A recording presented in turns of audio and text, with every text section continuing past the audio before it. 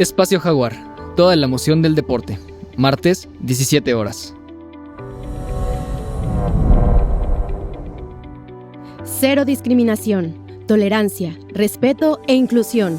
Miércoles, 19:30 horas. Tu abogado en casa. Asesoría jurídica. Justicia al alcance de todos. Jueves, 17 horas. Noche de debate, análisis a fondo. El mejor encuentro de opiniones. Jueves, 19 horas. Recuento semanal. Información y análisis a fondo. Viernes, 12 horas. Noche de música en Jalapa. El deleite de la bohemia. Sábados, 20 horas. Desarrollo humano. Saca lo mejor de ti. Vida sana en mente sana. Domingos, 12 horas. Tu historia conmigo. La vida de las estrellas contigo. Domingo, 12 horas. Acrópolis. Comunica y trasciende.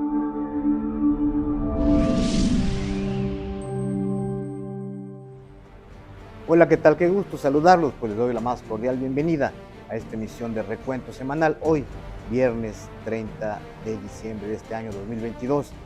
Termina este año, un año muy intenso, un año de mucha información que aquí estuvimos compartiendo y analizando con ustedes a lo largo de todas estas 52 semanas del año. Y bueno, pues como todo, llegamos a término de este año, un año difícil, un año polémico, un año que trajo muchas cosas, como ya le presentamos hace 8 días, en lo que fue nuestro resumen de lo más relevante, de lo que se realizó, lo que vimos en el ambiente cultural, en el mundo del deporte, con tantas emociones y tantos recuerdos que nos dejó. Pues en esta emisión habremos de revisar y recuperar todo lo que fue lo notable de sucesos en el mundo, en México, en Veracruz y en nuestra localidad, en el ámbito económico, en la cuestión política, temas difíciles algunos, pero que al final fueron configurando todo lo que este año nos deja. Un año, como le he comentado, difícil porque apenas salimos, vamos avanzando en salir de la pandemia del COVID-19, que estamos entrando a una sexta ola. Hay que cuidarse, hay que seguir las medidas que nos indican las autoridades de salud. Pero ha sido un año que en el mundo ha sido complejo porque estamos en una recesión económica con temas difíciles para todas las naciones, para el desarrollo de sus economías. México, desde luego, ha sufrido el impacto, una inflación altísima, la más alta en los últimos 20 años que hemos tenido en nuestro país. Y en lo político, México ha tenido un año pues arduo, un año de polarización, como no podía ser de otra manera cuando estamos ya cerca de la sucesión presidencial de 2024, una sucesión ya adelantada, donde ya el presidente Andrés Manuel López Obrador ha puesto a andar a quienes aspiran a sucederlo y tener la candidatura del partido en el poder de Morena. Pero bueno, la oposición ha hecho lo suyo y finalmente están trabadas las fuerzas. Y en este ambiente, con esta narrativa que polariza, con esta narrativa que enfrenta y nos divide, pues eso ha sido lo que ha marcado. Y en ello han transcurrido decisiones importantes, cuestiones que el Congreso ha tenido que resolver y debatir, las reformas que le interesan al presidente de México, la cuestión de la reforma electoral, sin duda que generó tantísima polémica, el famoso Plan B, que todavía no es oficial, pero que bueno, pone en un brete al Instituto Nacional Electoral para organizar las elecciones del año 2024, con todo lo que esto implica en términos de la gobernabilidad de este país, en términos de la paz social. Temas que serán materia importante en el próximo año. Pues como eso, como las obras insignias del presidente, el Tren Maya, el aeropuerto Felipe Ángeles, la refinería de Dos Bocas, la militarización del país que hemos visto y que ha sido un tema también de gran polémica. Bueno, pues todo ello lo recuperamos, la inseguridad, el tema de los desaparecidos, la violencia que no cesa en este país. Y que ojalá, de verdad, hacemos votos para que el próximo año sea un año mejor para todos. Pues de todo ello, lo que aquí también ha sido en Veracruz, temas que dejan ahí muchos asuntos todavía pendientes, asuntos que no acaban de darnos respuestas a muchas de las demandas y de las necesidades de la población de nuestro estado. Pues vamos a recuperar, pues ya no abundo más, todo esto en este recuento que preparamos, el equipo de edición de Recuento Semanal de Acrópolis Multimedios, nuestro equipo de redacción de edición. Este trabajo, que fue un trabajo muy laborioso, para recuperar todo esto que le platico. Un año en el que vivimos intensamente en muchas cuestiones que nos impactan y que marcan nuestro presente y desde luego nuestro futuro. Vamos a ver este resumen y le agradezco mucho, como cada viernes, que esté con nosotros. Soy Emilio Cárdenas. Gracias por sintonizarnos y este es nuestro resumen anual aquí en Recuento Semanal.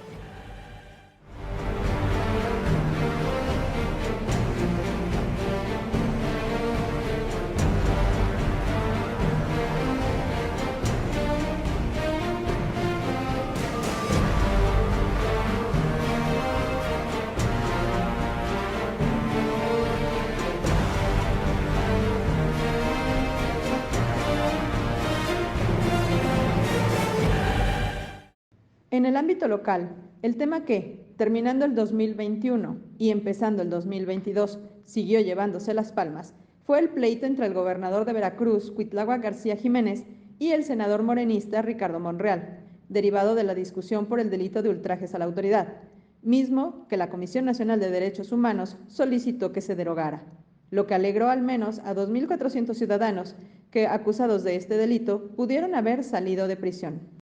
En un intento por seguir protegiendo la validez de este delito, el gobernador publicó una carta abierta dirigida a los ministros en la que advirtió que de declararse inconstitucional el delito de ultrajes a la autoridad, se crearía un vacío legal ante hechos y conductas que lesionan a policías en el cumplimiento de sus tareas que no se podrían sancionar con otros delitos. Y se envió una iniciativa al Congreso local para derogar 2 fracciones del delito de ultrajes a la autoridad, pero no se anuló en su totalidad este tipo penal que tanta controversia causó. De esta forma, los diputados de Morena hicieron como que derogaron el delito solo para cumplir con la recomendación. En tanto, la Suprema Corte de Justicia de la Nación declaró como inconstitucional el delito de ultrajes a la autoridad en nuestra entidad.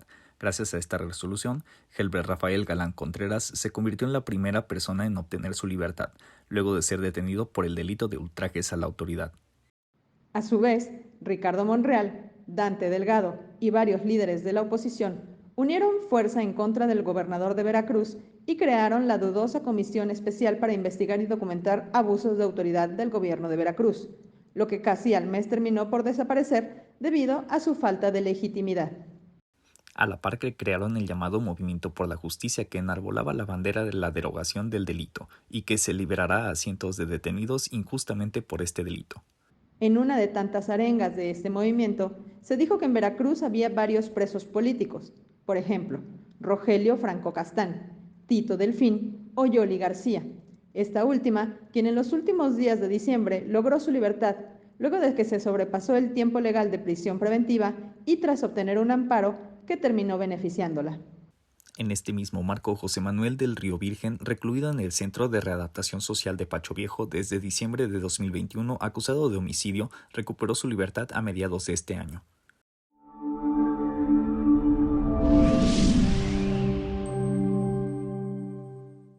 Cambiando de tema, y en lo que respecta al órgano de fiscalización, la revisión de la cuenta pública del 2021 destapó un escándalo que se consideraba un secreto a voces.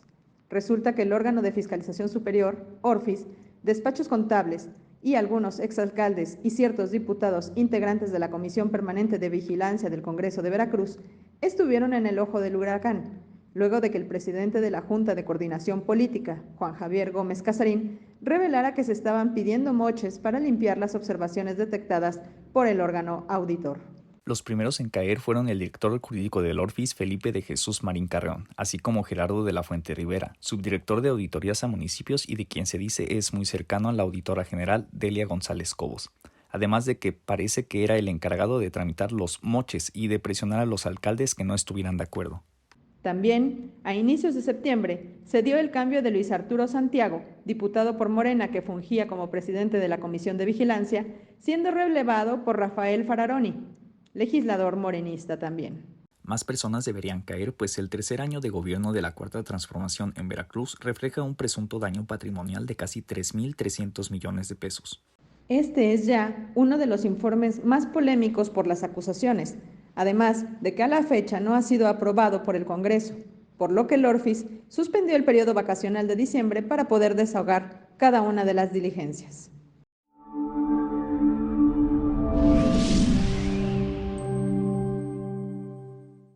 Del poder legislativo pasamos al poder judicial, ya que este año también dio mucho de qué hablar.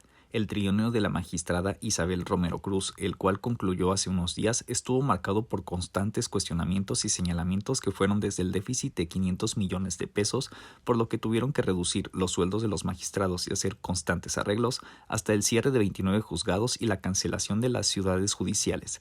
Además de que Isabel Romero Cruz nunca escondió su sumisión ante el Poder Ejecutivo, lo que en varias ocasiones le puso en situaciones incómodas.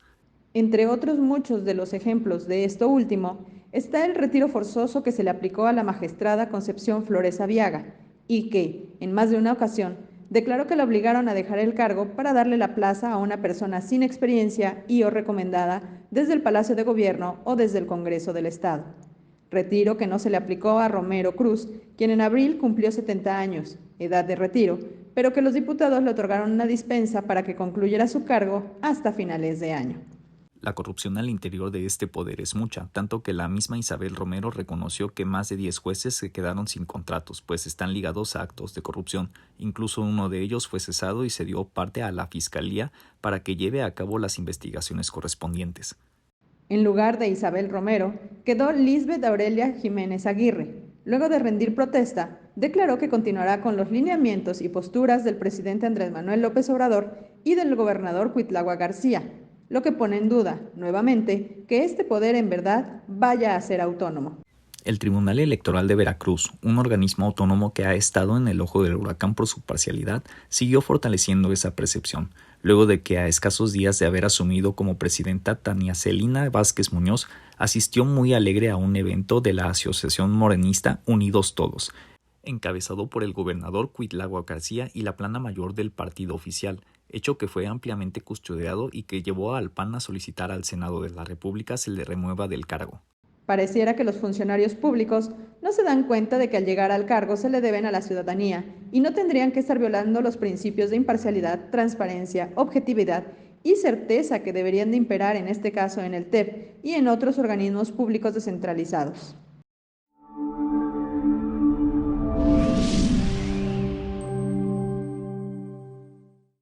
Ahora hablando de otro tribunal, el Tribunal Estatal de Justicia Administrativa de Veracruz, que en pleno periodo vacacional de diciembre y por sorpresa, el gobernador Cuitlagua García Jiménez promulgó y publicó el decreto por el que lo desaparece y que será sustituido por el Tribunal de Justicia Administrativa del Estado de Veracruz. A los actuales magistrados se les otorgará una indemnización equivalente a 3 meses de salario, mientras que el gobernador Cuitlagua García Jiménez deberá enviar al Congreso del Estado su propuesta de las 6 magistraturas que durarán en el cargo por los próximos 10 años. En una sesión relámpago, la mayoría morenista en el Congreso local designó a los nuevos magistrados, amigos de las 4T, funcionarios ligados a figuras de peso en el gabinete como Diana Estela Aristógi Carballo, Leticia Aguilar Jiménez, Rosalba García Salazar, Jaciel Cabrera Pacheco, Rubén Hernández Mendiola y Roberto Eduardo Zingala Aguilar, quien a principios de diciembre dejó la presidencia del Tribunal Electoral y fue premiado por los servicios prestados a Morena con la magistratura. Es preciso recordar que esta instancia nació en 2017, durante el bienio de Miguel Ángel Yunes Linares, en el marco de la reforma a la Constitución Política de los Estados Unidos Mexicanos del 27 de mayo de 2015, en la que se establecían las bases para crear el Sistema Nacional Anticorrupción, que debía conformarse de órganos federales y sus similares en las 32 sistemas locales anticorrupción. Lo que se aprecia en este episodio es que todo se reduce a la decisión del gobierno de Morena y de Gómez Casarín de quitar a los actuales magistrados del TEJAP, que son una herencia del pasado y que no están exentos de señalamientos, como el mismo presidente Roberto Pérez Gutiérrez, que tiene denuncias por enriquecimiento inexplicable para contar con magistrados amigos y a modo. Lo deseable, en todo caso, es que más allá de ocupar espacios con funcionarios afines y recomendados, se recupere el espíritu original del sistema estatal anticorrupción, que al menos en Veracruz opera al margen de la ley, pues debe recordarse que arbitrariamente se eliminaron los comisionados ciudadanos de este órgano, en tanto que la Secretaría Ejecutiva, a cargo de la exdiputada morenista Adriana Linares Capitanacci, sigue ejerciendo un presupuesto anual de más de 18 millones de pesos en una instancia que es un auténtico elefante blanco y que de nada sirve para lo que es su propósito: combatir la corrupción y la impunidad. En este renglón, los señalamientos de compras a proveedores a modo y a empresas fantasmas han crecido, y son muchas las denuncias de abuso de poder, de acoso sexual de funcionarios públicos y de conductas que no se sancionan ni alimentan la impunidad y la certeza de que con la Cuarta Transformación jarocha siguen los usos y costumbres de priistas, panistas y en cuanto al uso patrimonialista del poder, que son iguales en una palabra.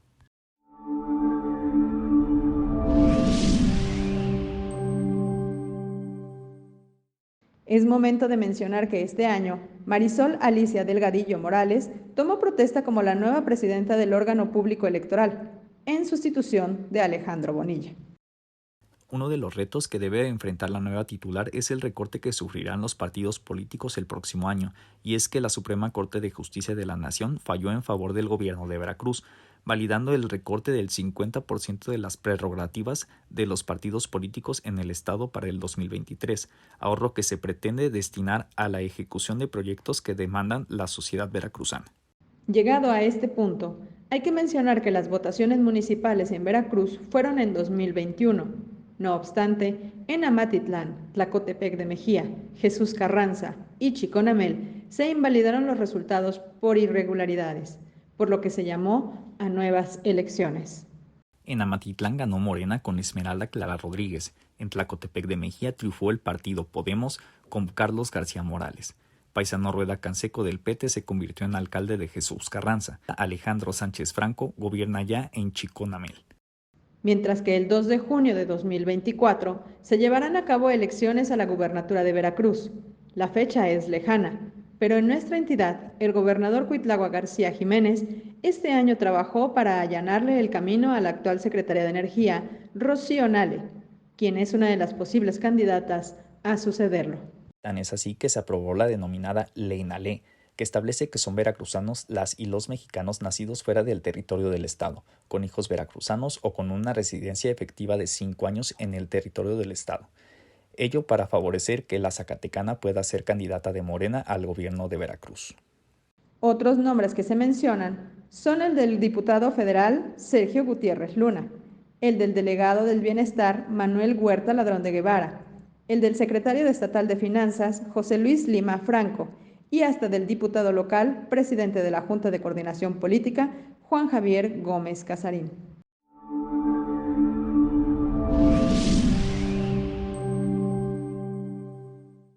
Cambiando radicalmente de tema, pasemos a uno de los temas más dolorosos que sufre el estado de Veracruz.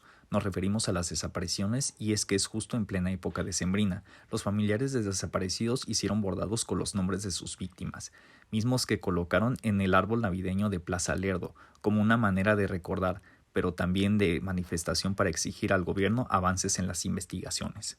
También este 2022, el colectivo Solecito presentó ante la Corte Penal Internacional el informe Hasta encontrarlos, desapariciones forzadas cometidas por fuerza pública en Veracruz. Son crímenes de lesa humanidad.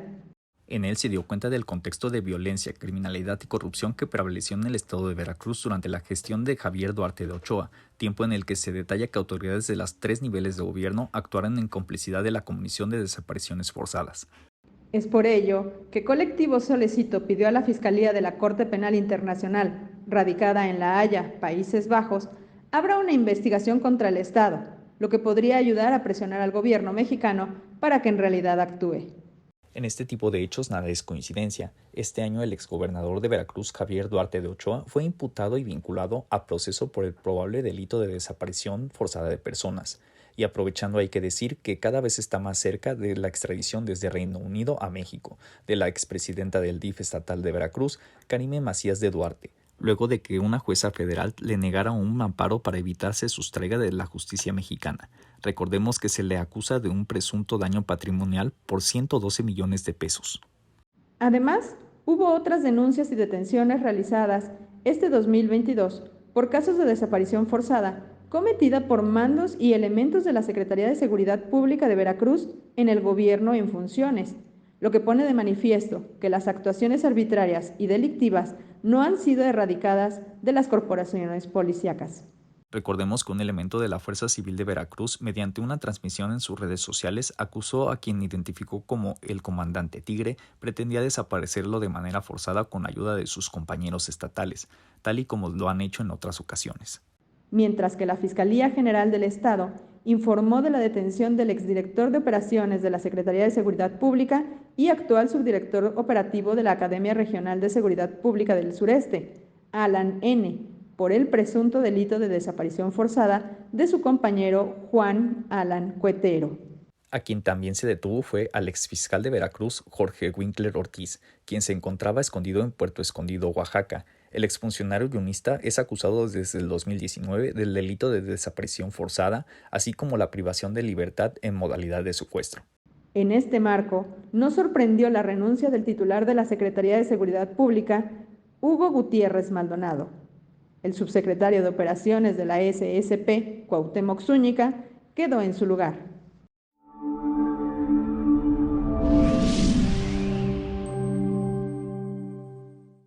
Y aunque el gobierno se jacta de que la inseguridad va a la baja, los hechos demuestran lo contrario. Por ejemplo, este año Veracruz ocupó el tercer lugar en feminicidios. Uno de los casos que más conmocionó a la sociedad y rápidamente se convirtió en noticia nacional fue el feminicidio de Viridiana Moreno, una joven de Cardel que salió en busca de trabajo y terminó muerta.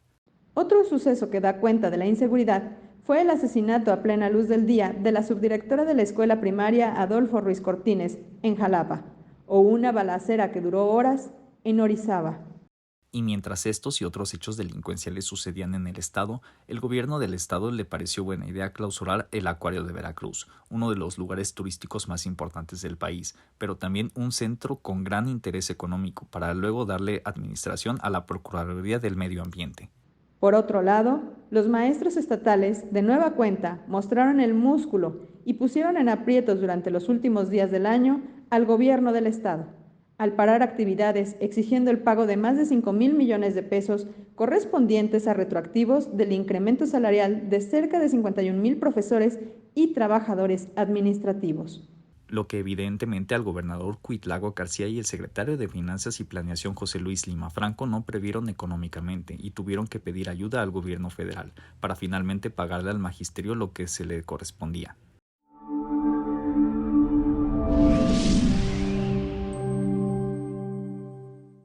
Y con quien también tuvo un encontronazo fue con la Universidad Veracruzana, luego de que no se le aprobara su presupuesto tal y como se establece en la Constitución.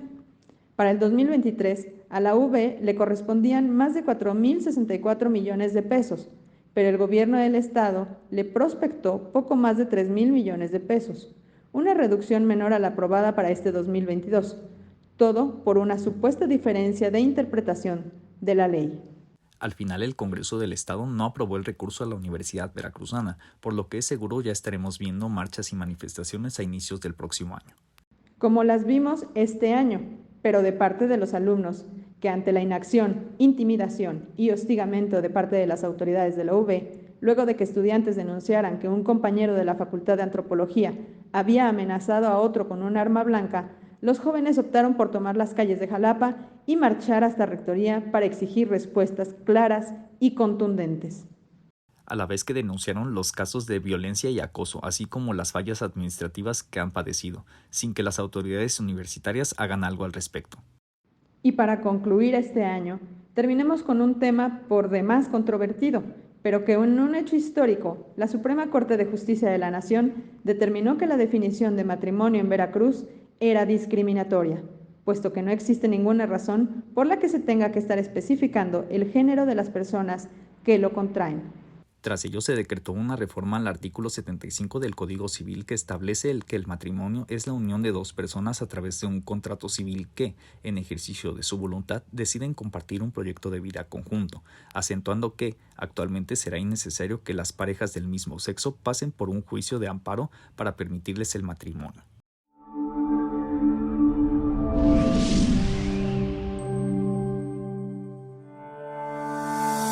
Todo el equipo que integramos Acrópolis Multimedios deseamos para usted y sus familias que estas fiestas decembrinas sean memorables, que las pase en armonía, en unión de los suyos, de sus seres queridos, dando gracias por todo lo que significó el año que concluye, que para nosotros fue un año importante, como todos los años, porque estuvimos trabajando juntos, un gran equipo para usted, para poder servirle desde esta plataforma de contenidos multimedia. Y al tiempo, hacemos votos para que este año 2023 sea un año memorable para usted, para sus familias, donde cada uno de sus días esté repleto de salud, de dicha, de prosperidad y de amor. Todos quienes integramos Acrópolis Multimedia le deseamos felices fiestas y un próspero año 2023. Felicidades.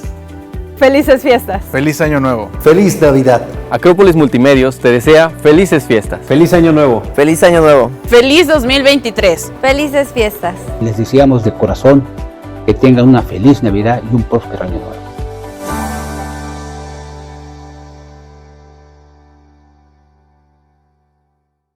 Vaya año que hemos tenido en México. Muchos son los temas que dominaron la agenda, pero intentaremos hacer un breve reencuentro de lo más resaltante. Uno de los hechos que no olvidaremos los mexicanos fue que el 19 de septiembre la historia se repitió. México fue sacudido de nuevo por un fuerte sismo, tal y como sucedió en 1985 y 2017. Apenas había pasado una hora que realizábamos el simulacro nacional, ocurrió el sismo de magnitud 7.7 con epicentro en Cualcomán, Michoacán. Luego de esa trágica coincidencia, ahora sí, pasemos al rubro de la salud. A lo largo de este 2022, los mexicanos fuimos regresando a la normalidad en términos de pandemia, debido a que comenzaron a bajar los casos hacia agosto. Sin embargo, es preciso decir que la enfermedad sigue latente, tanto que ya se empieza a hablar de variantes de Omicron que en nuestro país hemos tenido graciosamente a denominar Xibalbá o perro del infierno, las cuales provocan el repunte de contagios que están llevando ya a la sexta ola de esta enfermedad. En más de una ocasión, el presidente Andrés Manuel López Obrador ha señalado que a su llegada el sistema de salud estaba en muy malas condiciones, por lo que entre otras acciones se optó por federalizar los sistemas de salud, es decir, mejorar la infraestructura y equipamiento de todas las unidades y establecimientos de salud, lograr la cobertura con personal humano calificado con contrataciones y basificación de plazas, para consolidar la plantilla laboral, abasto de medicamentos, material de curación y otros insumos para atender la demanda durante los 3 turnos en las unidades médicas los 365 días del año. Este año, 12 estados de la República se incorporaron a ese sistema que lidera el Instituto Mexicano del Seguro Social. Hablemos de Nayarit, Tlaxcala, Colima, Sonora, Baja California Sur, Sinaloa, Campeche, Veracruz, Guerrero, Morelos, Michoacán y Oaxaca. Para lograr esta acción se requirió contratar a cientos de médicos, causando mucha controversia, dado que la gran mayoría de estos especialistas se requieren en las zonas más marginadas del país, por lo que muchos optaron por declinar la oferta de las autoridades, que tuvieron que hacer una convocatoria internacional. Los originarios de Cuba fueron los más favorecidos. En la actualidad, hay más de 350 ocupando una plaza en más de 80 municipios, lo que evidentemente trajo una de críticas de la oposición, destacando que los galanes cubanos ganarían más o tenían privilegios. En tanto que los estudiantes mexicanos de medicina a mediados de año tomaron las calles bajo el argumento de servicios sociales seguros, luego de que el joven Eric David Andrade fuera asesinado por 2 pacientes a los que atendía cuando hacía su servicio social en el Hospital Integral del Ejido, El Brillante, en Pueblo Nuevo, Durango. El joven estaba a 2 escasas semanas de concluir este requisito que ponen las universidades. Los estudiantes evidenciaron la inseguridad bajo lo que hacen el servicio social, más cuando son asignados a lugares de difícil acceso, además de que las clínicas y hospitales no se encuentran en las óptimas condiciones para laborar, sin contar que algunas son comunidades altamente peligrosas donde las bandas criminales frecuentemente interfieren. Quienes también salieron a las calles fueron los pacientes con cáncer y los padres de los niños con este padecimiento, pues el desabasto de medicamentos para esta enfermedad persiste. Hay que recordar que AMLO lo adjudicó a un sabotaje de parte de las empresas de los fármacos, luego de que tras su llegada al poder 10 empresas acapararan su venta al gobierno. Por otro lado, hasta 2 hechos que traen de cabeza a las autoridades, pues pese a la persistencia de casos, estos no han podido resolverse. Por un lado, el inédito brote de meningitis aséptica en Durango, que ha dejado más de una veintena de muertes, más de 70 contagios, 1.800 personas en riesgo y 7 órdenes de aprehensión contra administradores y dueños de los hospitales donde comenzó la enfermedad, mientras que la Organización Mundial de Salud ha asegurado que sigue de cerca la evolución de este brote. Las intoxicaciones masivas son otro de los casos que siguen sin respuestas claras, pero sobre todo sin que se haga justicia. A lo largo de varias semanas seguidas se presentaron intoxicaciones masivas en Chiapas, San Luis Potosí, Guerrero, Hidalgo y Veracruz, siendo los estudiantes los únicos afectados. Ante la alta incidencia y coincidencia de los hechos, el mandatario federal echó la culpa a las redes sociales y llamó a evitar la psicosis.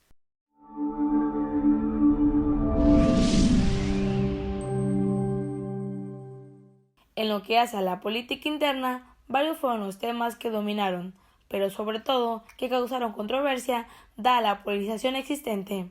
Comencemos con las obras insignes del gobierno cuatroitista. El 21 de marzo fue inaugurado el Aeropuerto Internacional Felipe Ángeles. Expertos prevén que será hasta 2036 que se consolide la prestación de servicios aeroportuarios, que tienen presupuestados ofrecer, lo que complica el abastecimiento ante la saturación del Aeropuerto Internacional de la Ciudad de México. Pero la obra que se ha llevado las palmas, en cuanto a polémicas, ha sido el Tren Maya. Tan es así que el tramo 5 detuvo su ejecución por un buen tiempo, debido a la ola de amparos por posibles afectaciones ambientales, lo que llevó a AMLO a recurrir a un acuerdo publicado en el Diario Oficial de la Federación que prevé que las obras asociadas a ciertos sectores pueden considerarse proyectos de carácter prioritario y o estratégico para el desarrollo nacional, privándola así de cualquier amparo. Los ambientalistas acompañaron esta denuncia social con un movimiento llamado Sálvame del Tren, al que se unieron varios famosos como Eugenio Derbez, Kate del Castillo, Rubén Albarrán, Arturo Islas, Regina Blandón y Natalia Lafourcade, con quien por varios días el mandatario trajo pleito comprado. También a principios de año se llevó a cabo un abrupto cambio dentro del Fondo Nacional de Fomento al Turismo, institución responsable de Tren Maya, pues su director Rogelio Jiménez Pons fue redireccionado a la Secretaría de Infraestructura y Transportes y en su lugar quedó a cargo Javier May, quien anteriormente fue el secretario de Bienestar. Es preciso mencionar que tanto el AIFA como una parte del Tren Maya fueron construidos por elementos de la Secretaría de la Defensa Nacional, y su operación y administración de recursos también estarán a cargo de la megaempresa militar. Finalmente se inauguró la refinería de Olmeca, también conocida como Dos Bocas, proyecto a cargo de la Secretaria de Energía Rocío Nale. Se cortó el listón inaugural, pero será a principios de 2023 cuando se produzcan los primeros barriles de combustible.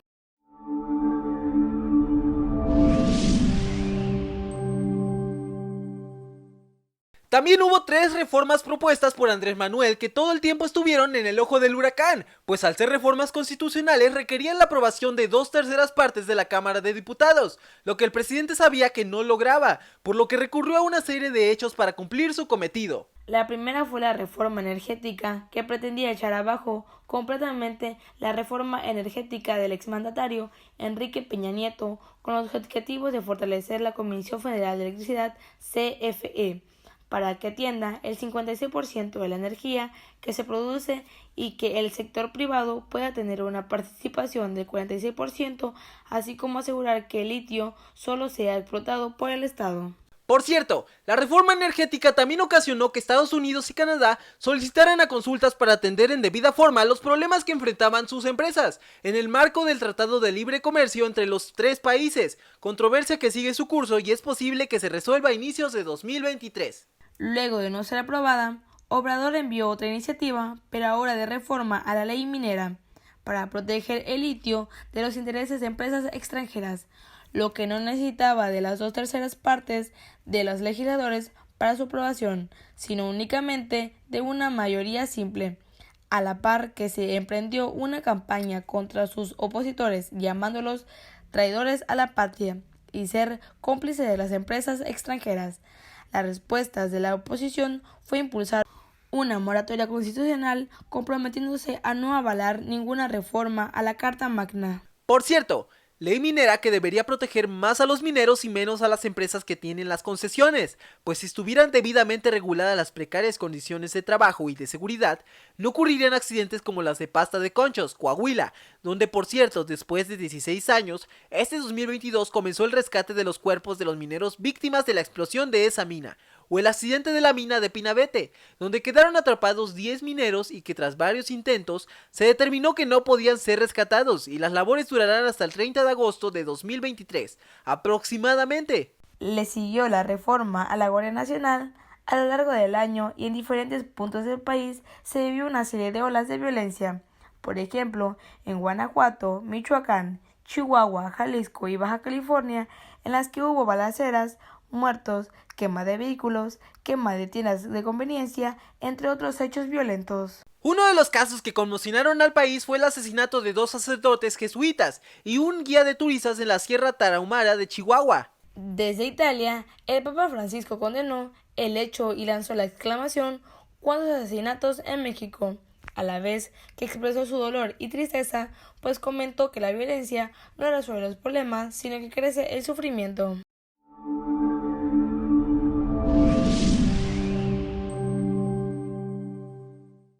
En este marco se expidió un decreto presidencial para trasladar las funciones de la Guardia Nacional a la Secretaría de la Defensa Nacional, previendo que la oposición no le aprobará la reforma constitucional sobre Guardia Nacional, con la que amplía el plazo para que el ejército apoye en tareas de seguridad, la que además sí terminó siendo aprobada, dado que el Partido Revolucionario Institucional rompió la moratoria constitucional y dio su respaldo a Morena. Se dice que pudo haber sido debido a acuerdos entre el líder nacional del PRI, Alejandro Moreno, con el poder, dado que meses antes la gobernadora de Campeche, Laida Sansores, le había estado sacando sus trapitos al sol, lo que llevó a que se iniciara una investigación en su contra, misma que al parecer desapareció luego de que se aprobó la reforma.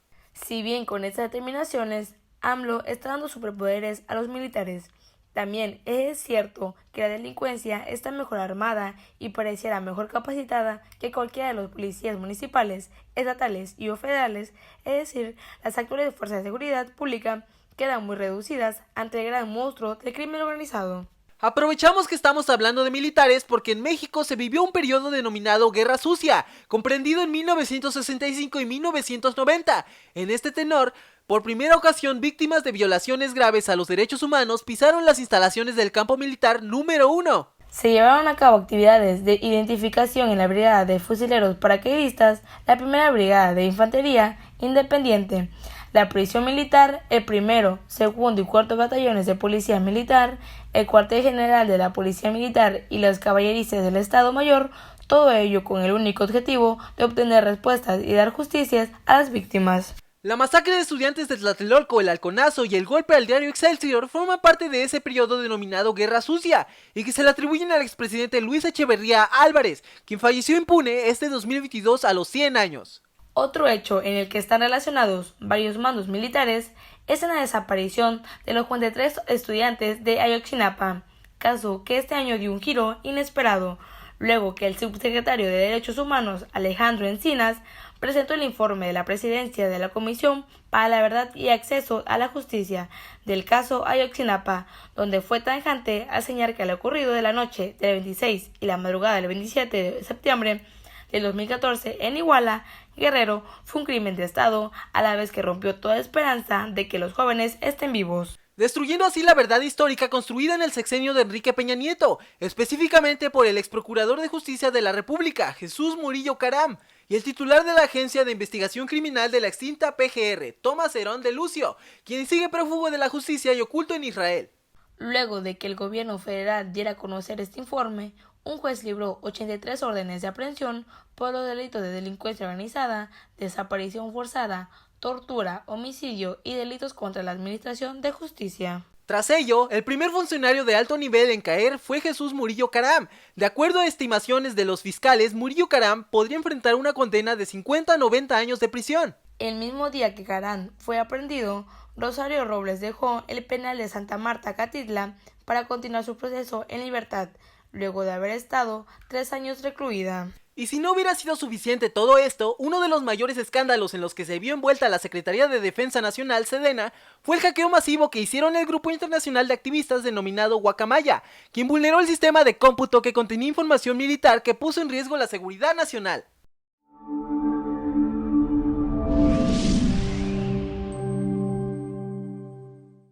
Y en este punto hablaremos de la grave crisis de desapariciones que vive México, con 100.000 casos de personas desaparecidas de 1964 a 2022, por lo que la ONU recomendó al gobierno mexicano aplicar medidas preventivas para combatir este delito.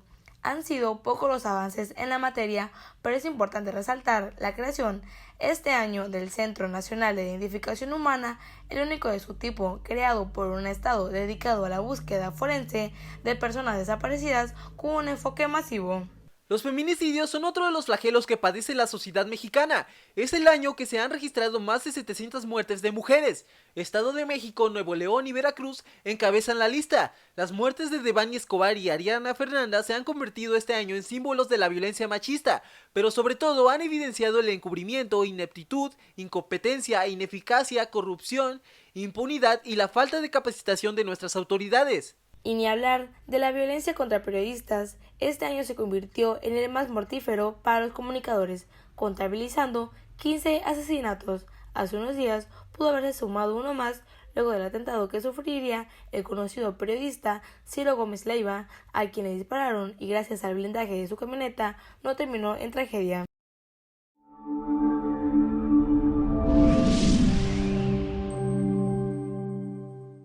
Regresando a las reformas, finalmente llegó el turno de la reforma electoral, la que llevó a miles de personas a marchar principalmente en la Ciudad de México, a la voz de "El INE no se toca", por lo que el jefe del Ejecutivo también hizo su contramarcha, unos días después, convocando a miles de ciudadanos en la capital del país, reforma que, así como la energética, terminó por no pasar en la Cámara de Diputados. Y de nueva cuenta, AMLO sacó su famoso Plan B, que fue aprobado en lo general, pero será hasta el próximo año cuando quede al 100% cocinado en el Congreso de la Unión.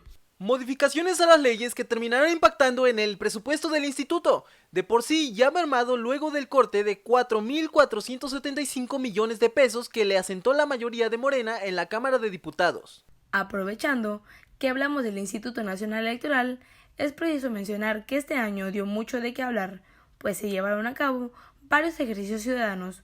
Por un lado, la controvertida consulta de revocación de mandato, donde solo participaron entre el 17 y 18.2% de electores de la lista nominal, por lo que no fue considerada vinculante. Destacó que entre el 6.6 y el 7.8 votaron por el sí, es decir, a favor de que el presidente se fuera.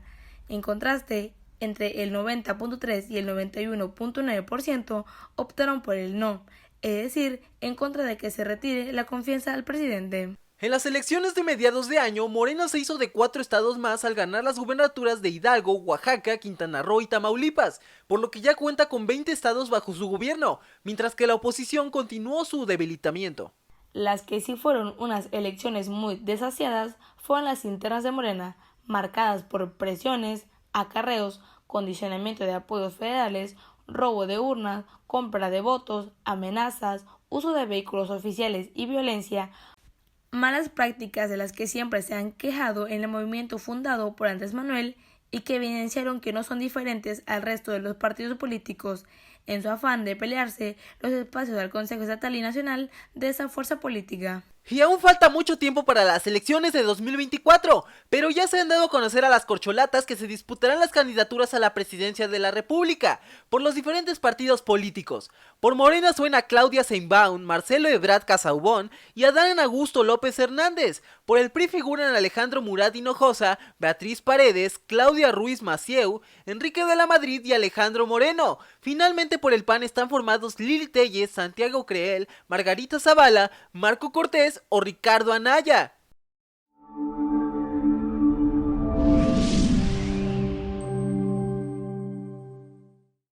En materia económica, pasa el COVID-19 a la invasión Rusia en Ucrania, a la inflación de 8.15%, la más alta registrada en 2 décadas, y contra todo el pronóstico, la economía mexicana superó las expectativas que tienen los analistas gracias a la inversión extranjera, al hecho de que nuestro país se convirtió en el principal socio comercial de Estados Unidos, entre otros factores. Sin embargo, no es por echar las campanas al vuelo, toda vez que no hemos crecido, pues apenas alcanzamos el crecimiento que teníamos previo a la crisis de 2019. Justamente por la inflación que sufrimos este año fue que el gobierno federal decidió implementar un paquete contra la inflación y la carestía, un plan nacional para contener los precios de la canasta básica. Muchos insistieron en que esta medida terminaría por generar desabasto, mercado negro y mayor inflación, lo que afortunadamente no sucedió. Asimismo, Obrador decidió meter aún más en cintura al gobierno pasando de una austeridad republicana a la pobreza franciscana, con lo que pretendió un ahorro de 2 billones de pesos. Además, hubo 2 buenas noticias para los trabajadores. Se acordó que a partir del 1 de enero de 2023, el salario mínimo aumente a 6,223 pesos mensuales, lo que representa un incremento del 20%. Aunado a ello, los diputados aprobaron la reforma de vacaciones dignas en México, con lo cual los empleados podrán disfrutar de 12 días continuos de descanso tras cumplir un año de trabajo. Después del primer año, se aumentarían 2 días laborales anuales en los siguientes 5 años, hasta llegar a 20 días de descanso obligatorio. A partir del 6º año, el periodo de vacaciones aumentará 2 días por cada 5 de servicio hasta alcanzar los 30 días, y de ahí hasta llegar a los 32 días de descanso obligatorio por 35 años de servicio. Y algo que parece que también alegró a los mexicanos fue la eliminación del horario de verano. El pasado 30 de octubre fue la última vez que retrasamos el reloj luego de haberlo hecho por 26 años.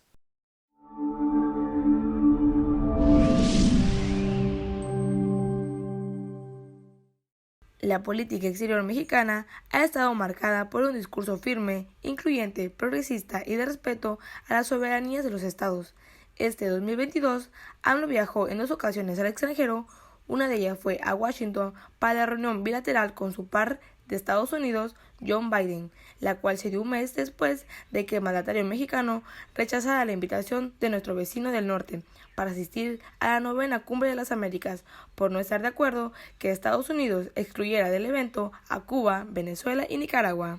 En el marco de esta reunión bilateral se dio un hecho que seguramente no fue una coincidencia. Apenas 3 días habían pasado cuando fue detenido Rafael Caro Quintero, fundador del Cartel de Guadalajara, quien debía ser extraditado, pero que a la fecha sigue detenido en Almoloya de Juárez. El otro viaje fue a Centroamérica y al Caribe, específicamente a Guatemala, El Salvador, Honduras, Belice y Cuba. En ambas visitas, el tema prioritario fue la migración, y el discurso fue el de fortalecer los lazos de amistad y económicos en beneficio de toda América. En otro orden de ideas, el secretario de Relaciones Exteriores Marcelo Ebrard Casaubon dio a conocer que México presentó una segunda demanda contra fabricantes de armas, luego de que el juez federal de Massachusetts rechazara el primer litigio impuesto en 2021. El encargado de la política exterior insistió en que estas empresas abastecen de armas al mercado criminal local, lo que ha conllevado al aumento de la violencia y de asesinatos. En materia de justicia, 3 casos llamaban la atención. La Unidad de Inteligencia Financiera presentó una denuncia ante la Fiscalía General de la República contra el expresidente Enrique Peña Nieto por presuntas operaciones de procedencia ilícita. Estados Unidos extraditó al exgobernador de Chihuahua, César Duarte, uno de los mandatarios que Peña Nieto ponía como ejemplo de la renovación del PRI, quien al llegar a nuestro país fue arrestado y comenzó a ser procesado por corrupción y desvío de fondos por al menos 120 millones de pesos. También este año, Jaime Rodríguez Calderón, mejor conocido como el Bronco, quien gobernó en Nuevo León, fue detenido por presunto desvío de recursos públicos. Finalmente terminamos con la noticia de la repentina muerte del gobernador de Puebla, Miguel Barbosa Huerta, de quien se sabía que su salud estaba muy mermada por la diabetes que padecía desde hace varios años. Tras ello, el Congreso de Puebla nombró al expriista Sergio Salomón Céspedes Peregrina para ocupar el cargo hasta 2024.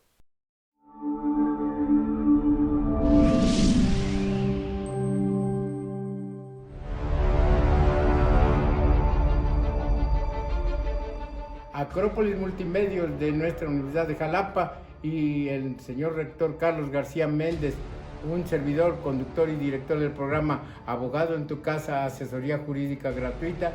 Los invitamos para que nos acompañen todos los jueves de 17 a 18 horas en las que tratamos temas eminentemente jurídicos para disipar todas las dudas que ustedes tengan de carácter legal.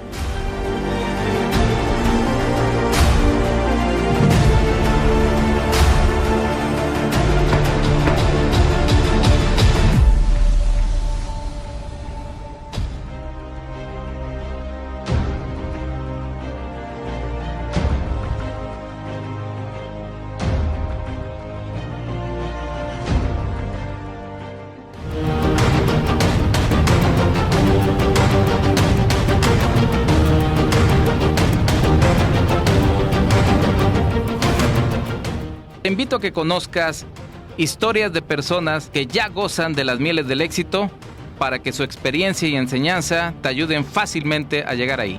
Descubre cómo reconfigurar tu mente y tu cerebro para dotarlos de patrones de excelencia y sean tus grandes aliados. Soy Roberto Garrido, Mental Coach, Máster Internacional certificado en Programación Neurolingüística y te invito a que nos veas domingo a domingo a las 11 horas México por Acrópolis Multimedios.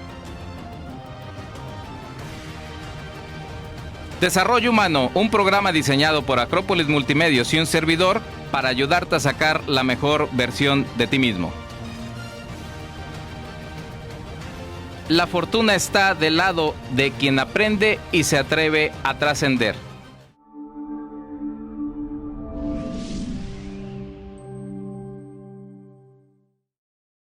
El pasado 15 de noviembre nació en República Dominicana el bebé con el que la población mundial llegó a 8.000 millones de personas. Ello de acuerdo al informe de perspectivas de la población mundial, mismo que prevé que India supere a China como el país más poblado del mundo en 2023. Con tantas personas en el planeta, evidentemente, se desprende una serie de problemas que se aquejan a las distintas naciones. Los conflictos bélicos, uno de ellos. Y sin duda, la invasión rusa a Ucrania marcó este 2022. No solo para esos dos países, sino para el mundo entero. Fue el 24 de febrero de este año cuando el mundo entero quedó perplejo al estallar el conflicto bélico ruso-ucraniano que existe desde 2014, mismo que ha tenido varias etapas, entre las que resaltan la adhesión de Crimea a Rusia y la llamada Guerra del Donbass. Ante el temor de la invasión, pocos días antes el presidente ucraniano Volodymyr Zelensky había solicitado la anexión a la Organización del Tratado del Atlántico Norte, OTAN, lo que a la fecha no ha sucedido, y aunque los países miembros han apoyado, el primer mandatario ucraniano es más de una ocasión. Ha dicho que lo han dejado solo. Asimismo, desde el inicio de la intervención militar, la Unión Europea y varios de sus aliados decidieron aumentar las sanciones contra el gobierno ruso iniciadas en 2014, a fin de paralizar la capacidad rusa para financiar su maquinaria de guerra y dificultar su manejo de activos para obtener liquidez. Además, enviaron armamento y ayuda económica al gobierno ucraniano. En medio del conflicto, la OTAN sí abrió sus puertas a Suecia y Finlandia, lo que presenta un fortalecimiento estratégico para esta organización, no solo económico y militar, sino también territorial. Por cierto, a mediados del año se llevó a cabo la Cumbre de Madrid de la OTAN, la cual concluyó con el mayor giro belicista que se había visto desde la Guerra Fría, donde, sin tampujos, se dijo que los grandes enemigos a vencer serían Rusia y China. Aunado a que prácticamente todos los representantes de los gobiernos de la OTAN se comprometieron a destinar y hasta superar 2% del Producto Interno Bruto de cada nación al gasto militar de la alianza, lo que explica el aumento continuo y multimillonario en las cotizaciones bursátiles de las principales armerías europeas.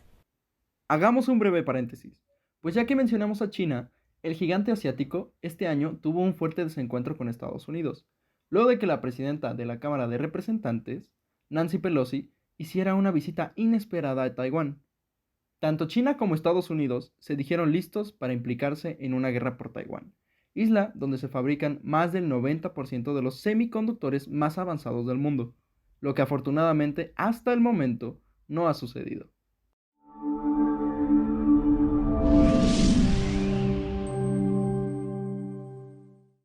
Hoy se cumplen 309 días de invasión. Rusia se ha anexionado 4 regiones de Ucrania, es decir, las repúblicas populares de Donetsk y Luhansk, y las regiones de Jersón y Zaporizhia. No obstante, esto ha sido a costa de más de 41.000 muertes, al menos 54 heridos, 15 personas desaparecidas, 14.000 desplazados y 140 edificios destruidos. A lo largo de todo este tiempo, ha estado latente la posibilidad de una guerra nuclear. Tan es así que investigadores de la Universidad de Princeton crearon una pieza audiovisual que explica cómo serían las primeras horas de un conflicto nuclear entre Rusia y los países pertenecientes a la OTAN, así como las consecuencias inmediatas. Al video lo nombraron Plana y tomó relevancia a raíz de un discurso emitido por el presidente ruso Vladimir Putin. Corea del Norte fue una de las naciones más señaladas por el Consejo de Seguridad de la Organización de Naciones Unidas, debido a su clara aceleración en los ensayos y demostraciones de nuevos misiles de corto y medio alcance, con nuevas tecnologías y capacidades aumentadas. Este año se marcó un récord de lanzamiento de misiles y se probaron otras armas como un prototipo de misil hipersónico y un misil lanzado desde un submarino. La invasión rusa en Ucrania no solo ha provocado crisis humanitarias, migratorias y de refugiados en gran escala, sino que también ha añadido riesgos de deterioro de la economía mundial que aún lidia con la pandemia del COVID-19, sobre todo por los efectos del aumento de los precios de los alimentos, los combustibles y los fertilizantes, lo que ha llevado a que aumenten los riesgos de inseguridad alimentaria y la pobreza. La Agencia de Naciones Unidas para la Alimentación y la Agricultura, FAO, indicó que esta guerra ha puesto en riesgo la hambruna de 19 millones de personas para 2023. A este conflicto armado no se le ve fin. Durante todos estos meses ha habido varios intentos de diálogo, pero ninguno ha prosperado. México incluso presentó ante la Organización de Naciones Unidas una propuesta para impulsar la paz en Rusia y Ucrania, en la que proponía la intermediación del secretario general de la ONU, Antonio Guterres, el Papa Francisco y el primer ministro de India, Narendra Modi. Finalmente, en lo que hace a Rusia, este año falleció Mikhail Gorbachev, el último líder de la URSS. Será recordado por su decisión de rehabilitar a las víctimas de la represión estantiliana, por sus esfuerzos para poner fin a la Guerra Fría e impulsar el desarme nuclear con Estados Unidos y por el decisivo papel que jugó en la reunificación de Alemania, lo que valió para ser reconocido con el Premio Nobel de la Paz en 1990.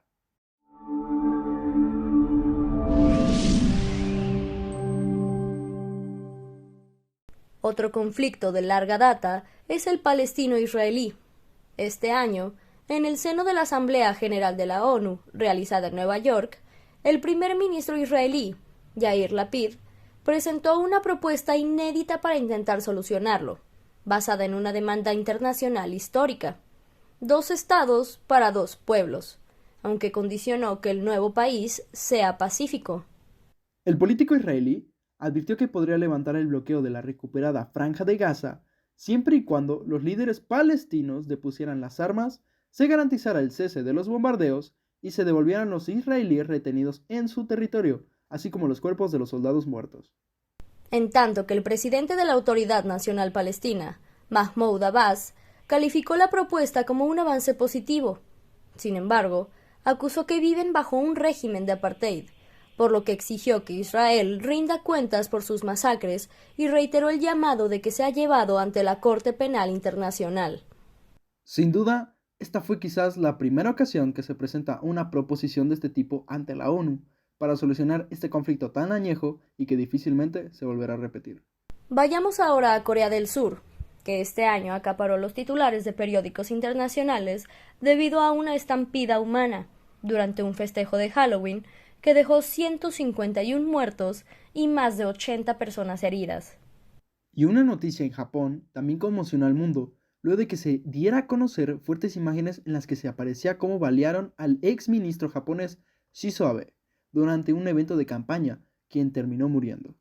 Shinzo Abe fue el primer ministro japonés que duró más tiempo en el cargo, dejando una profunda huella en la política de ese país asiático, que además es una de las naciones donde la violencia política es inusual y las armas están estrictamente controladas.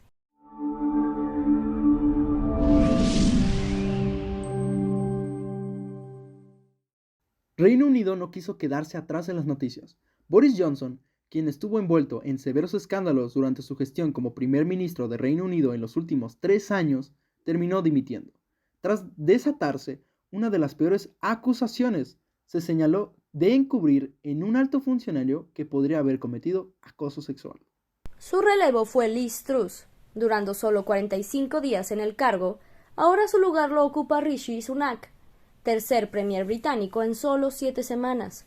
Días convulsos para ese país que además estuvo de luto por el fallecimiento de la reina Isabel II, lo que puso fin a un reinado de más de 70 años.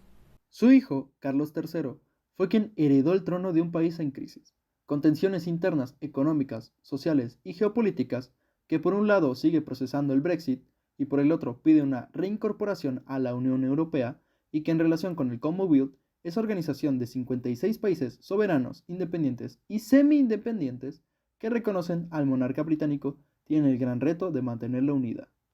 Y es que culmina el año, pero continúa la posibilidad de que estos países opten por separarse, tal y como lo hizo Barbados en 2021, lo que también tendría repercusiones en términos de intercambio, alianzas e investigaciones. Y es que Australia, Canadá y Nueva Zelanda podrían replantearse su relación con la corona, ejemplo que podrían replicar otros países de la mancomunidad, debilitando así a la monarquía. De Inglaterra pasamos a Francia, donde este año sus ciudadanos votaron de nueva cuenta por Emmanuel Macron, dejando atrás al izquierdista Jean-Luc Mélenchon y convirtiéndose en el primer jefe de gobierno de ese país en lograr la reelección en 2 décadas. En Italia, la ultraderecha se hizo con el poder, tras el triunfo de Giorgia Meloni, la primera mujer en ocupar el cargo de primera ministra de aquella nación. Su partido, Hermanos de Italia, tiene profundas raíces neofascistas y se convierte en la primera ultraderechista en presidir el gobierno de Italia desde el final de la Segunda Guerra Mundial. Y ya que estamos en la bota italiana, es preciso mencionar que este año el Papa Francisco continuó girando instrucciones para evitar los escándalos sobre la pedofilia de los curas, revelándose así un sistema del silencio que reina en el Vaticano, pese a la política del Papa argentino de una mayor transparencia. Este tipo de situaciones se han hecho públicas en España, Estados Unidos, México, Chile, Irlanda y Francia, en los que se han visto implicados más de 31 sacerdotes y miembros de la Iglesia.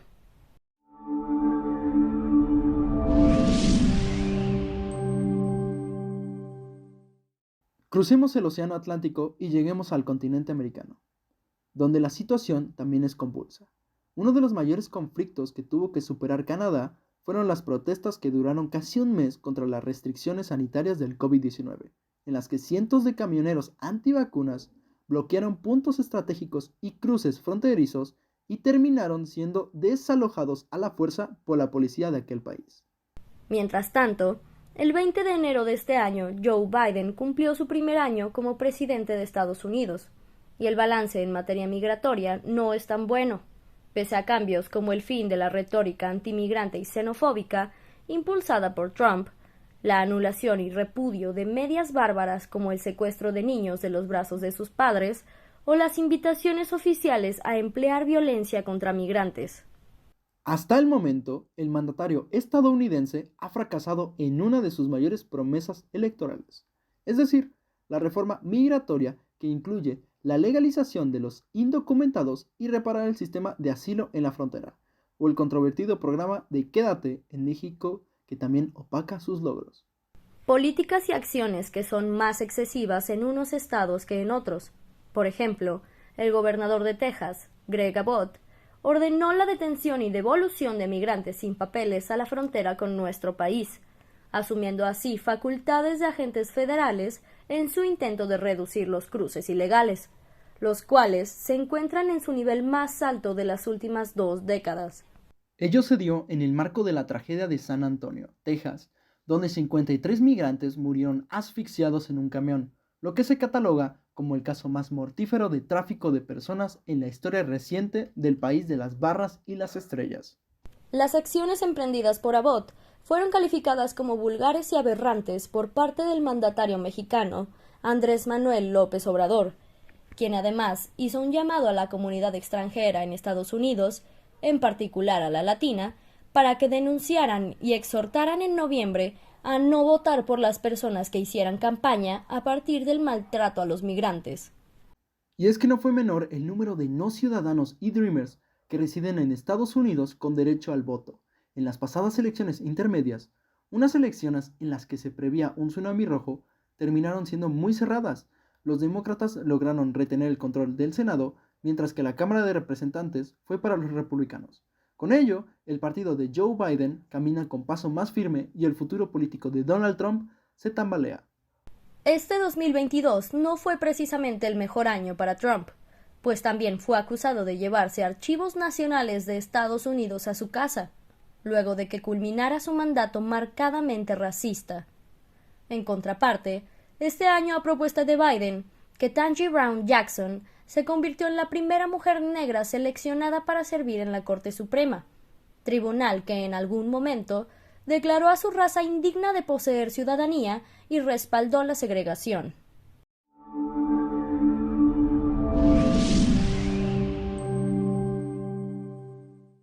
Y mientras se da un paso a favor de las igualdades, se retrocede uno, pues en junio el aborto dejó de ser un derecho constitucional en este país. Así lo decidió la Corte Suprema, de mayoría conservadora, que revocó su propia e histórica sentencia en 1973, que garantizaba la interrupción voluntaria del embarazo a nivel federal y que ahora, evidentemente, está causando mucha polarización. Otro tema que ocasiona muchas fricciones en ese país es el del control de armas.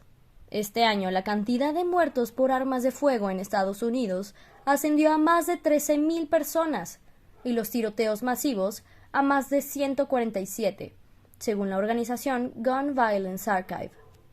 En 2022 varios tiroteos conmocionaron a la sociedad, pero mencionaremos solo 3 de los más lamentables.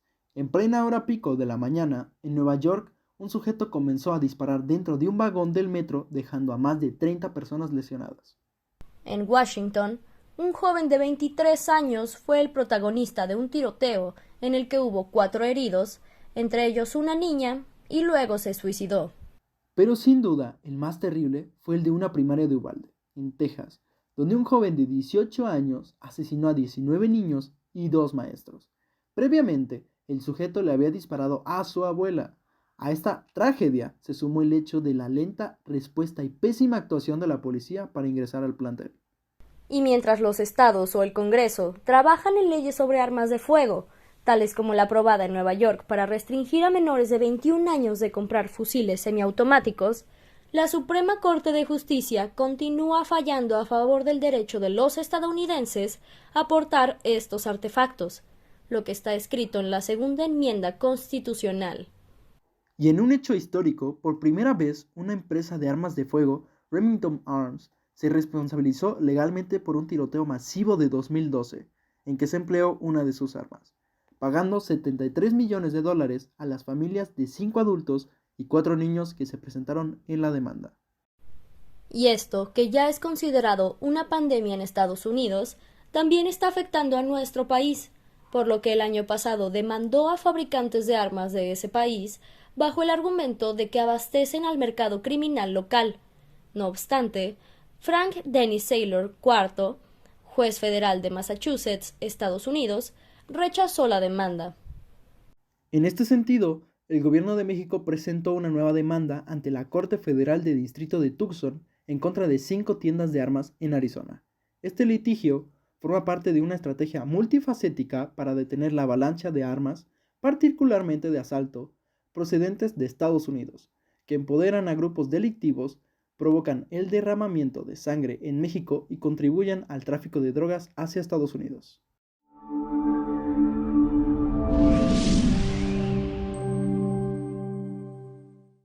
Otra empresa estadounidense que fue desenmascarada este año por entrar a más de 40 países incumpliendo leyes, con engaños y haciendo lobby en las más altas esferas del poder fue Uber.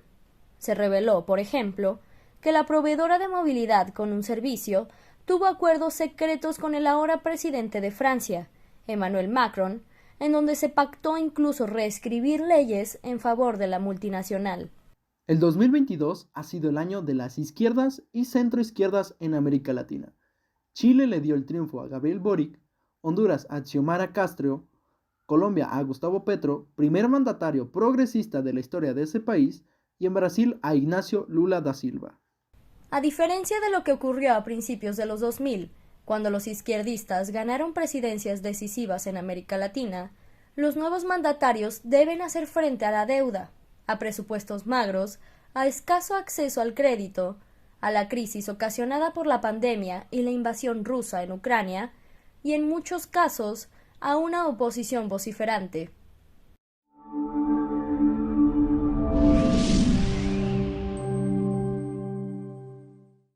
Más de un analista político refiere que las derechas de Latinoamérica dominan el lawfare, es decir, emprender campañas de difamación, siembra de odio e ingobernabilidad, lo que ha llevado, por ejemplo, a que se vote en contra de la nueva constitución chilena, a la destitución del presidente elegido democráticamente en Perú, Pedro Castillo, el intento de asesinato de la vicepresidenta de Argentina, Cristina Fernández de Kirchner, y su posterior sentencia a 6 años de prisión e inhabilitación perpetua por ejercer cargos públicos.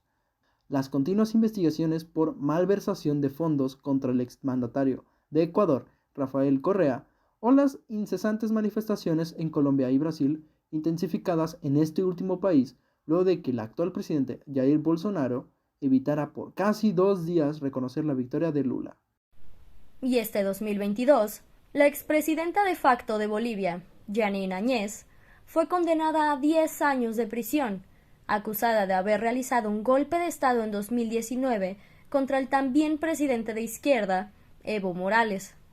Mención aparte, Daniel Ortega asumió su 4º mandato de 5 años en Nicaragua, en medio de más de 40 detenciones de activistas profesionales y opositores que buscaban la presencia igual que él. Situación por la que Estados Unidos y Europa impusieron una serie de sanciones contra diferentes funcionarios por socavar la democracia. Quien también llegó a la presidencia fue Rodrigo Chávez Robles en Costa Rica, quien se debe enfrentar al alto costo de la vida en esa nación, las largas filas de atención en la seguridad social y al flagelo de la delincuencia y narcotráfico. En Ecuador, las protestas marcaron este 2022. 18 días consecutivos hubo manifestaciones en las calles exigiendo al gobierno de Guillermo Lasso impulsar reformas económicas y sociales para intentar paliar la crisis que viven en esta nación, golpeada por la inflación y el desempleo. El saldo, 7 personas muertas, más de 600 heridos, 158 detenidos y 5 desaparecidos. La situación también se volvió bastante ríspida en El Salvador, luego de que el presidente Nayib Bukele emprendiera una guerra contra las pandillas que asolan a ese país. Todo comenzó un trágico fin de semana en el que se vivió una ola de violencia que dejó 80 asesinatos. Tras ello, Bukele contraatacó aplicando acciones que alarmaron la Organización de las Naciones Unidas, a la Comisión Interamericana de Derechos Humanos y a la comunidad internacional en general. Entre las medidas tomadas por el gobierno estuvieron la suspensión de la libertad de asociación, del derecho de defensa y de la inviolabilidad de la correspondencia, dejar de alimentar a los pandilleros encarcelados, aumento del número de años de cárcel y una de las más controvertidas, la de considerar como adultos y juzgar como tal a los mayores de 12 años.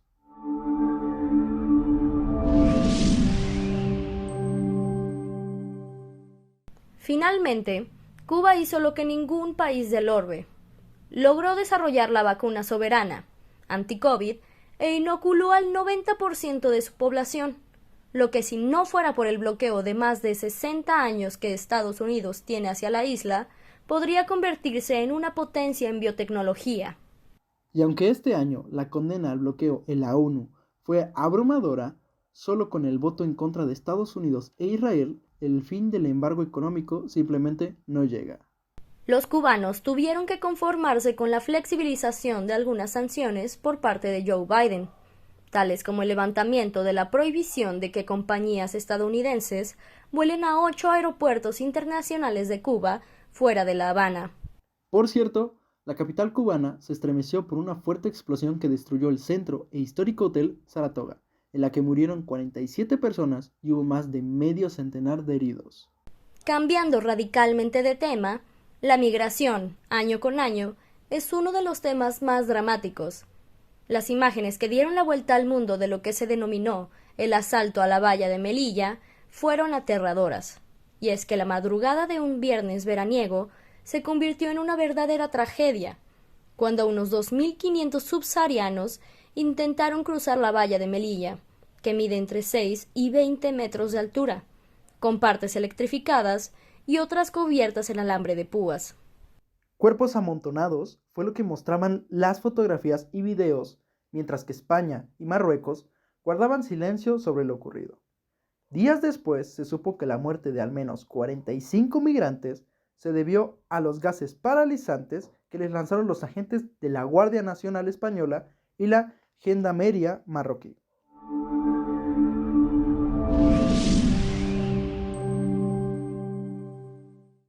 Y mientras unos países buscan a toda costa que los migrantes no lleguen a su territorio, otros, como Alemania, enfrentan una grave escasez de mano de obra que podría socavar su productividad y poner en peligro el éxito de su transición energética, por lo que ofertaron más de 300.000 puestos de trabajo.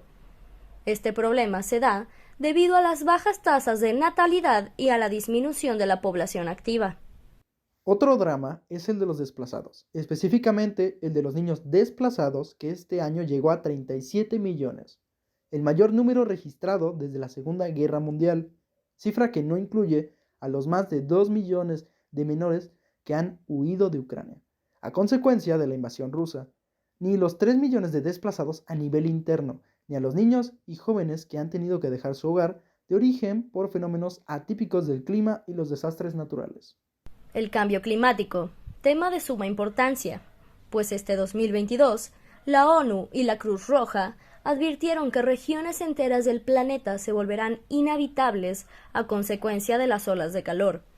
Basta poner el ejemplo de que este año Europa enfrentó la peor sequía de los últimos 500 años, derivado del calor extremo, el incremento del consumo de agua durante el verano por el aumento de la temperatura, la afluencia de millones de turistas, así como la falta de lluvias. En contraparte, en Sudáfrica hubo más de 400 muertos a consecuencia de las inundaciones históricas. Condiciones meteorológicas extremas que están perjudicando a la economía mundial y que, si no se controlan, sumirán a millones de personas en la pobreza, al tiempo que aumentarán los precios de los alimentos y perturbarán el comercio y los mercados laborales. Lo que evidentemente ha sido provocado por la mano del hombre, y muestra de ello es la grave deforestación en la Amazonia brasileña, que este año perdió miles de kilómetros cuadrados, una de las peores cifras desde 2015.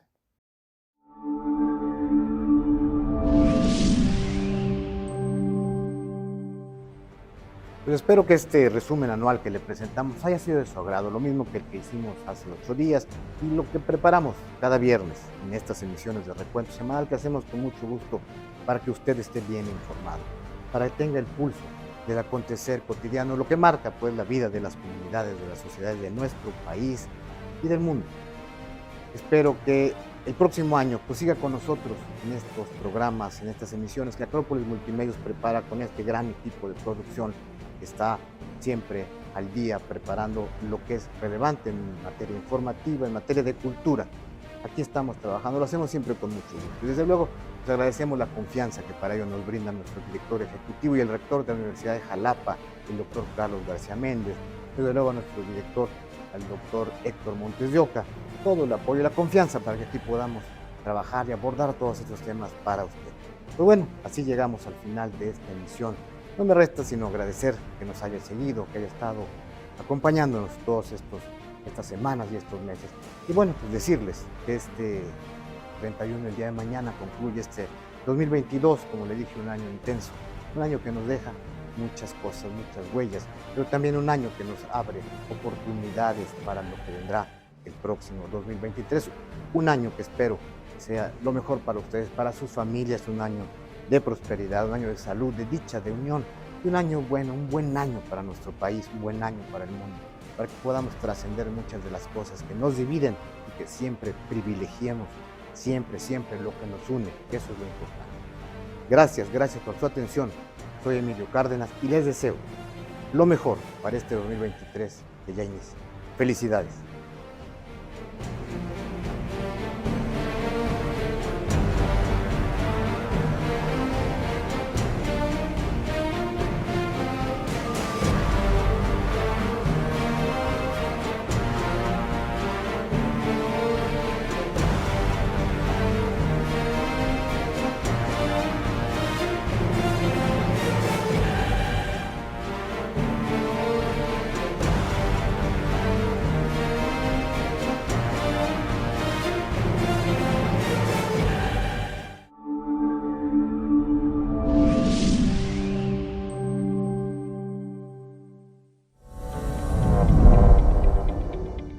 Espacio Jaguar, toda la emoción del deporte. Martes, 17 horas. Cero discriminación. Tolerancia, respeto e inclusión. Miércoles, 19:30 horas. Tu abogado en casa. Asesoría jurídica. Justicia al alcance de todos. Jueves, 17 horas. Noche de debate, análisis a fondo. El mejor encuentro de opiniones. Jueves, 19 horas. Recuento semanal. Información y análisis a fondo. Viernes, 12 horas. Noche de música en Jalapa. El deleite de la bohemia. Sábados, 20 horas. Desarrollo humano. Saca lo mejor de ti. Vida sana en mente sana. Domingos, 12 horas. Tu historia conmigo.